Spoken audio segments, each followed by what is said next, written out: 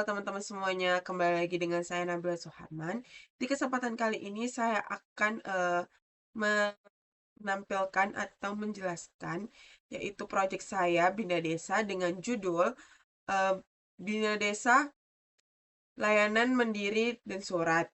Nah, yaitu saya akan menjelaskan penerapan template-nya, penerapan CRUD-nya, dan lain-lain. Nah, untuk penerapan template-nya, saya menggunakan HTML Codex ini, teman-teman. Di eh Gcom ini.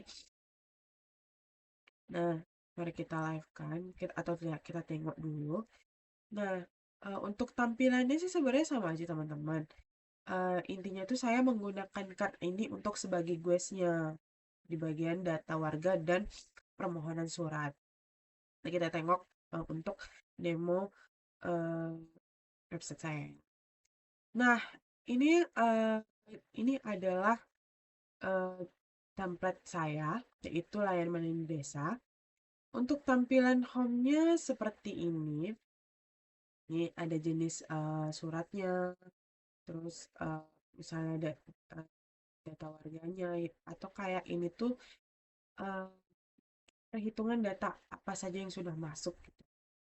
Terus di sini saya akan menjelaskan yaitu data warga dan eh, permohonan surat, yaitu kita data warga dulu. Nah, untuk di data warga ini, eh, dia menggunakan. Nah, untuk di data warga ini, teman-teman, di sini menggunakan class card. Karena kan saya sebagai guest, bedanya guest dengan admin itu, kalau guest ini tuh tidak menampilkan tabelnya, teman-teman. Tapi dia di sini bisa menambahkan data, bisa mengedit, bisa menghapus. Jadi, untuk penerapan cara UD-nya, kita coba tambahkan datanya.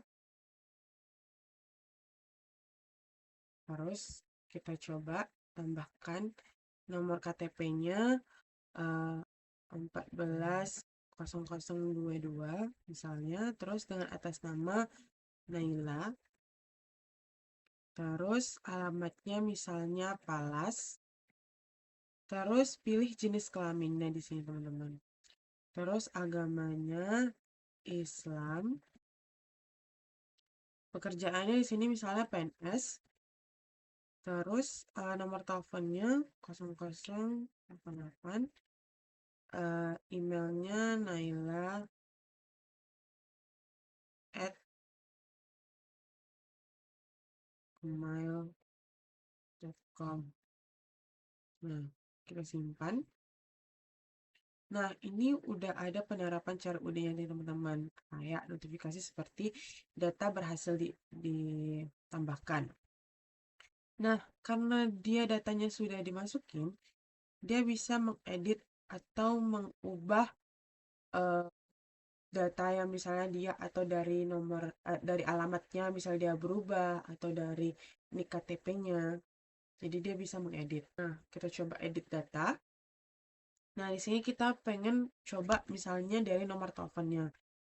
Karena kalau misalnya dari nik KTP atau dari alamatnya, itu pasti kalau dari alamatnya pasti bakalan berubah untuk keseluruhannya.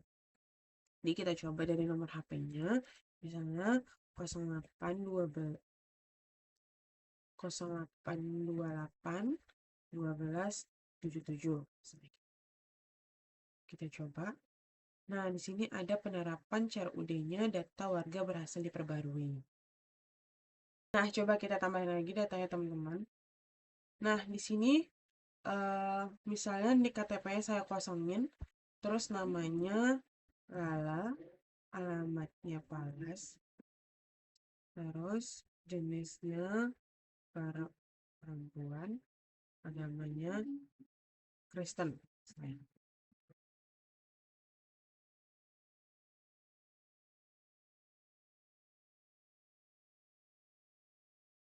Nih, Kristen. Terus pekerjaannya tidak saya tulis misalnya PNS, terus emailnya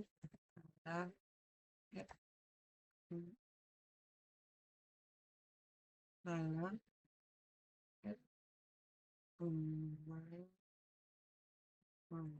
Coba kita tidak mengisi ini ya teman-teman. Nah, di sini dia akan memunculkan bahwa setiap data itu harus diisi teman-teman. Jadi ini tuh sebagai validasi untuk atau sebagai notifikasi untuk supaya memberitahu ini tuh harus diisi teman-teman. Coba kita isi misalnya nomornya 0,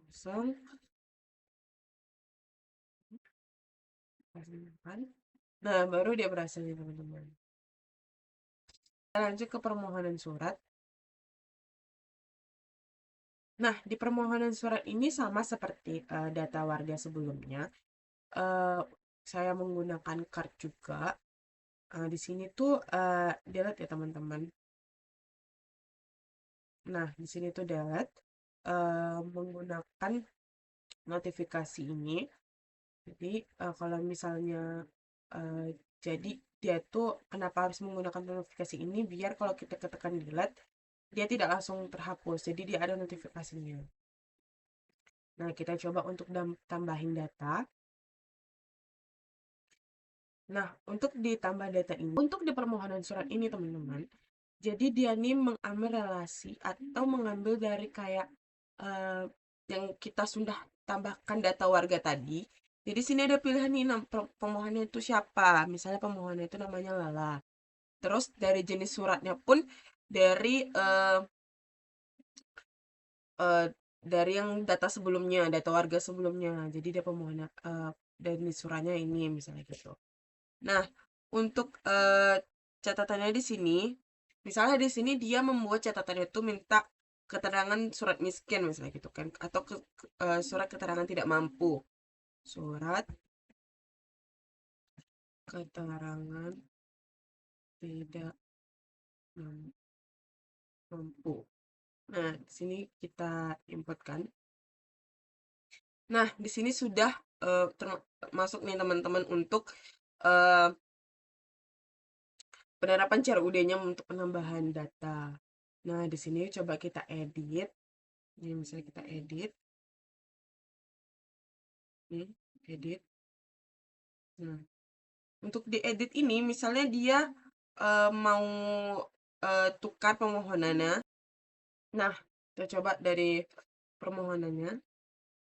Kita coba simpan. Nah, di sini sudah ada notifikasinya bahwa data sudah diperbarui. Nah, coba kita delete. Jangan yang tanda merah ini. Coba hapus. Nah, maka sudah terhapus. Nah, coba kita tambahkan data tapi tidak mengisi validasi yang tadi. Misalnya dari ini, terus tidak menggunakan catatan ya teman-teman. Tidak menggunakan catatan. Dia akan tetap masuk karena dia opsional untuk catatannya. Tapi kalau untuk misalnya kita edit, nah untuk ini misalnya kita tidak memilih apa-apa, misalnya seperti ini. Nah, maka ada notifikasi sebagai ini tuh harus diisi. Teman-teman. Coba. Nah, maka dia bisa diperbarui atau diedit tadi. Nah, saya di sini akan menjelaskan untuk codingan dari controller, model, view, dan root-nya. Nah, untuk di controller ini itu penerapannya sama seperti biasanya index create store. Jadi ini tuh misalnya di sini tuh pemanggilan codingannya, permohonan suratnya. Terus ini untuk yang validasinya tadi. Terus ini untuk create datanya. Untuk di modelsnya ini tuh sebagai datanya. Terus di sini tuh di sinilah waktu dia terjadi relasinya, misalnya dari permohonan surat sama jenis surat yang tadi itu. Untuk dimigrasinya atau pas dari database-nya, saya seperti ini codingannya untuk permohonan surat. Jadi inilah terjadinya migrasi pada permohonan surat dan jenis surat tadi.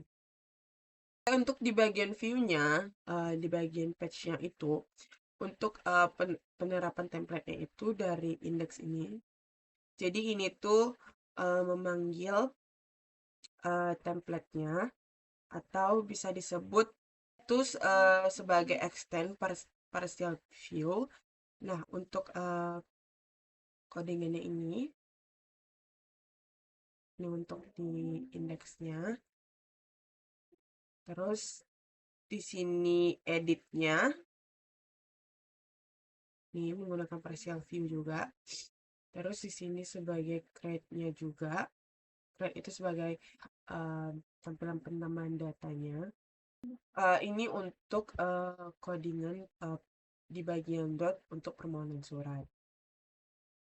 Nah, di sini saya akan memasukkan project saya ini ke GitHub, yaitu melakukan git push. Jadi saya git add dulu. Nah, setelah ini baru melakukan. Nah, di sini setelah kita melakukan git add, di sini kita akan memasukkan git commit-nya, terus min m di sini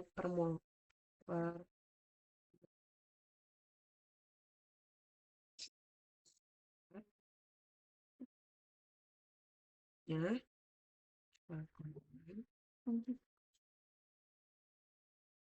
Nah, setelah ini kita akan melakukan git push.